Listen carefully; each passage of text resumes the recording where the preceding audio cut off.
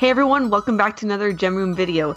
This time we are doing Blue Diamond's room finally, and it was made by Virginia. Yeah, it's been a long time. And of course, as always, I'm here with Michael to ask them a few questions about the room, the process, and some more personal questions. So what inspiration did you draw from for Pink Diamond's room? Blue. Oh, Blue Diamonds. Yes, we're not at Pink Diamond yet. Yeah. So for Blue Diamond, the moment I first saw her on the TV show and just the little hidden ones on the wall and everything like that, I really got a Hindu henna theme from her. So I really was looking into a lot of henna designs and everything like that. So it kind of came with the inspiration for a lot of the buildings and stuff. I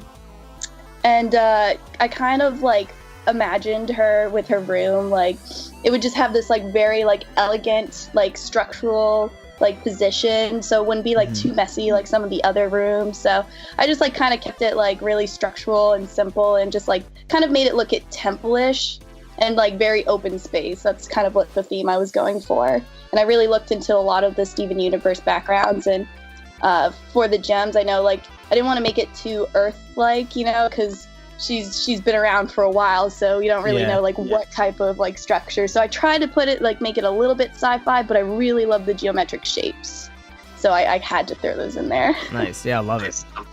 Yeah. Thanks.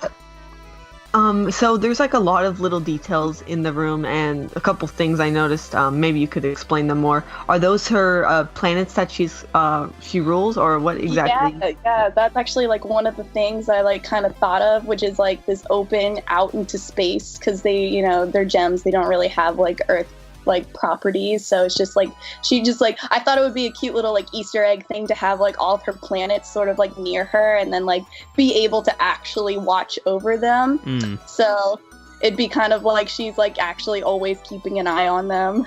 That's awesome. So do you have a head canon, can she literally go to those planets, or is it just more of a visual thing? It's more a visual projectile thing that I kind of had with that idea, where it's they're not physically there, but image wise they are, so she can actually zoom in, and if she caught somebody doing something wrong, she could call them out. So there's also Blue Pearl in the picture, I believe, on the bottom? Yeah, I always imagined since from the TV show, it seems they kind of the pearls are very close to their diamonds, so I felt Blue Pearl would be able to have a little bit of access to it. With the design of it, I kind of came up, because I've been playing, I'm not gonna lie, Breath of the Wild a lot. So so I kind of had a cool idea of floating platform, so you can kind of see a little one behind the waterfall, but they're constantly moving. So it's she just kind of walks whenever it comes over, and everything like that. But I just imagine Blue Pearl would just stand at the edge of it, just waiting for Diamond to come back when she needs her alone time, and just wait for her. Love it. So how did you get this artistic style? It looks kind of, I don't even know how to explain it. It's very unique. Oh, thank you. I really pulled a lot of inspiration. I was really looking at I was really inspired by the Steven Universe, the background artist who did a lot of the background for the TV show. And there was kind of this brush that I found that just made this very kind of when you notice some of the Steven Universe backgrounds, they have that really cool brush style look. Right. And I'm kind of obsessing over it, so I might have overdid it a tiny bit, but I thought it really helped with the theme, and really keep it this cool glistening kind of space looking kind of design. Definitely. Oh yeah. So some final cool details that I noticed were a lot of things about Pink Diamond. I think she's holding a bubble shard to Pink Diamond, and something on the corner for Pink Diamond. Could you explain that, I guess? So how I had the floating little island parts, I always pictured since Blue Diamond is just so affected by Pink Diamond being shattered, they must have been so close. So even though she goes to visit her zoo all the time, I feel she snuck some things in her room, so that Yellow Diamond can't constantly just keep popping up. So I kind of threw in a little Easter egg kind of thing, where it's I had little shards, and her bubbled them, maybe not the whole thing, but maybe she found one or two, and she she always like mourns over it. Dark. And then I know it's dark, but it's kind of, you know, I feel like a lot of people are gonna be like, yep, she totally has them. Definitely. And then like I kind of like I had a friend kind of suggest it, where it was like if she like kept like, you know, little knickknacks of pink diamond kind of just like floating around and just put a shawl over it. So like over the corner, it's kind of like a pillar, kind of like from like some of the gem like temples. So it's kind of like with me, like if you kind of like look really close at it, like I was kind of trying to do like the celebration of when she first like got Earth, and like, you know, everybody praising her, and it's kind of like, but she still throws a shawl over it, so because she doesn't want to constantly keep looking at it, but she still wants it in the room. Right. And I want to really emphasize that it's from pink diamond, so I made the land like actual Earth, like she just like ripped it out and took it with her. Wow. You put a lot of thought in this. It's amazing. I really loved Blue Diamond. The moment she like came out, like I have been nonstop drawing her. She is great. So was there anything that you wanted to put into the room that you weren't able to fit for whatever reason?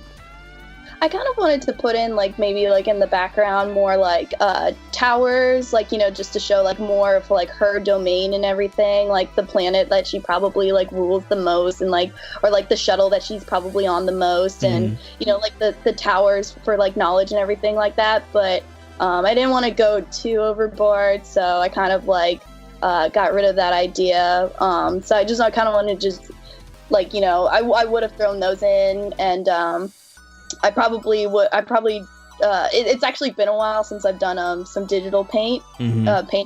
So I would have probably spent even more time on this one, but I didn't want to spend like my whole like life on it. Gotcha.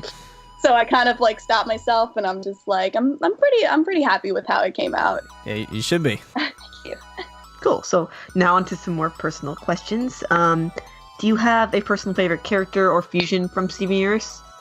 My absolute favorite, and I call her my spirit gem, is Peridot.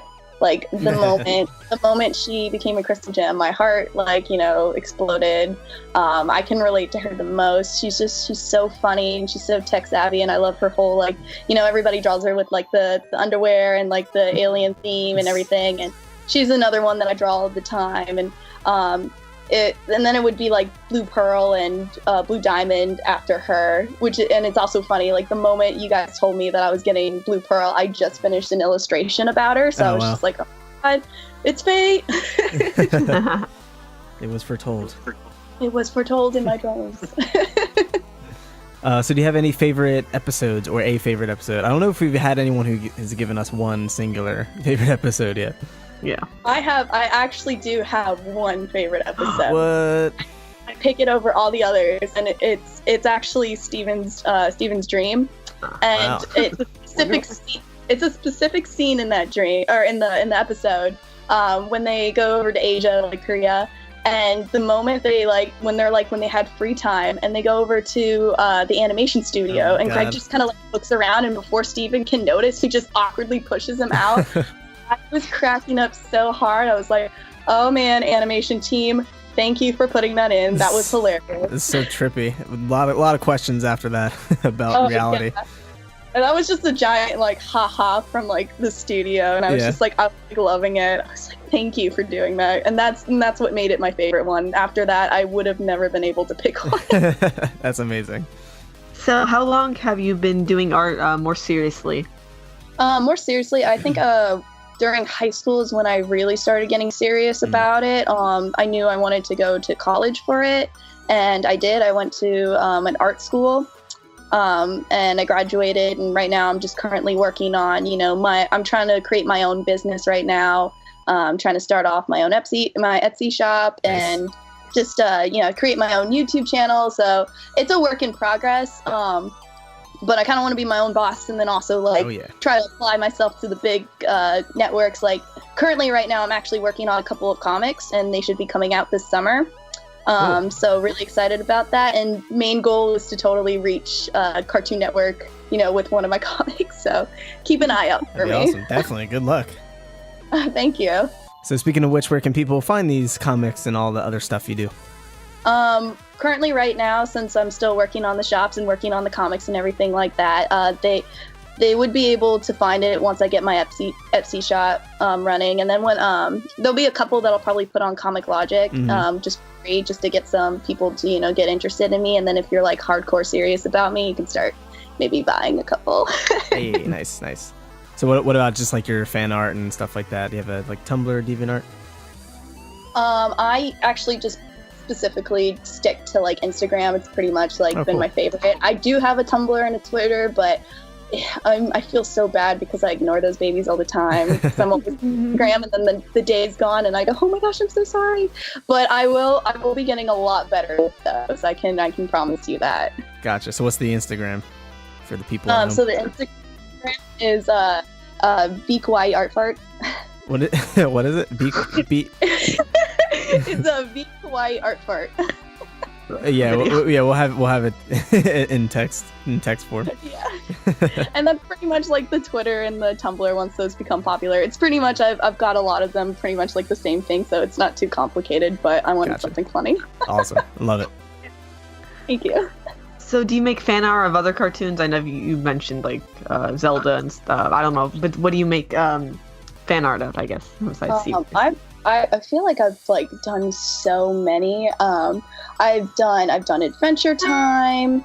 I've done obviously I've done Steven Universe. I've done Zelda before. I've done a couple of Pokemon. Nice. The list can go on and on. I'll just give you some. I usually do games and animes and popular cartoons. Nice. When I'm obsessed, I draw.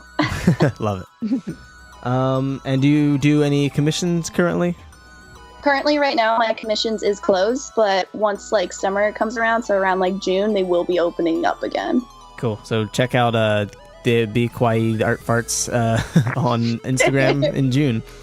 Yeah.